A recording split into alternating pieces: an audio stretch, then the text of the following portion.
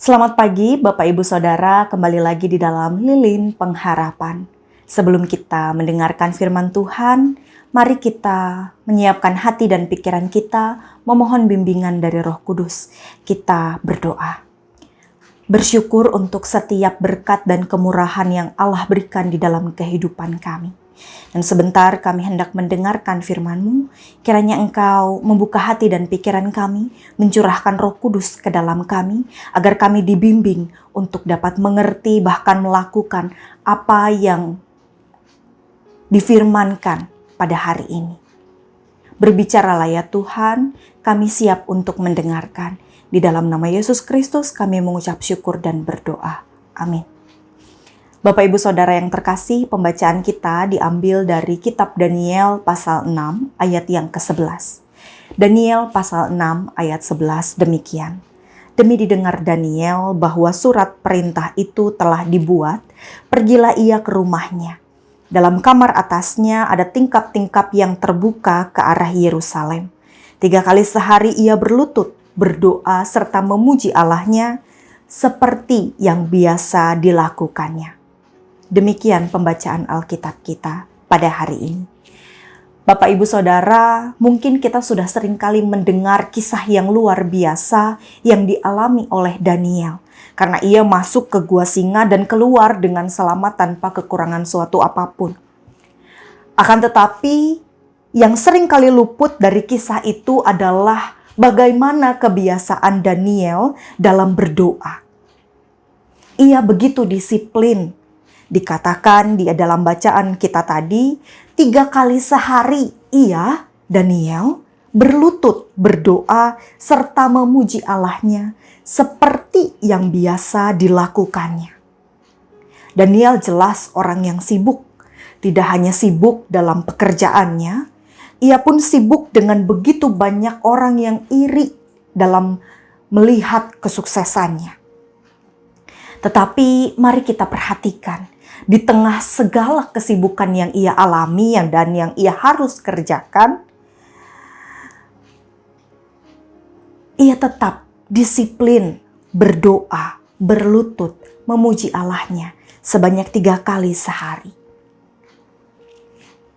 Maka tidak heran jika di bagian Alkitab yang lain dicatat bahwa kecerdasan Daniel melebihi 120 wakil raja dan 2 pejabat lainnya.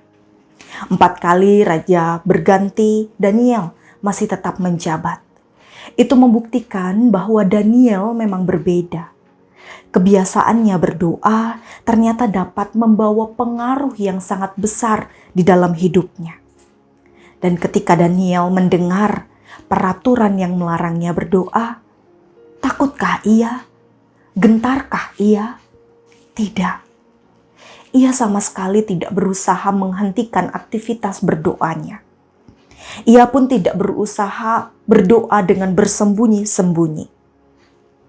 Dan hal itu membuatnya masuk ke gua singa yang lapar. Secara logika, Daniel tidak bisa selamat. Akan tetapi yang terjadi justru sebaliknya. Imannya kepada Tuhan menyelamatkannya. Lalu bagaimana dengan kita? Ketika kita merasa hidup kita semakin sulit, pergumulan terus-menerus ada tanpa henti. Ketika kita merasa masa depan kita begitu suram dan gelap, apakah kita masih mau dan ingat untuk menyandarkan diri, menyerahkan diri kita, dan berdoa kepada Tuhan? Bapak Ibu Saudara yang terkasih, bacaan kita pada hari ini mengingatkan kepada kita bahwa hubungan kita dengan Tuhan memegang peranan penting dalam terjadinya hal-hal yang ajaib, yang luar biasa di dalam kehidupan kita. Oleh karena itu, marilah kita tidak mengabaikan doa-doa kita kepada Tuhan sebagai sarana komunikasi dalam menjalin hubungan yang karib dengan Tuhan. Kiranya Tuhan memberkati kita semua. Amin. Mari kita berdoa. Kami bersyukur untuk firman yang boleh kami dengarkan pada hari ini.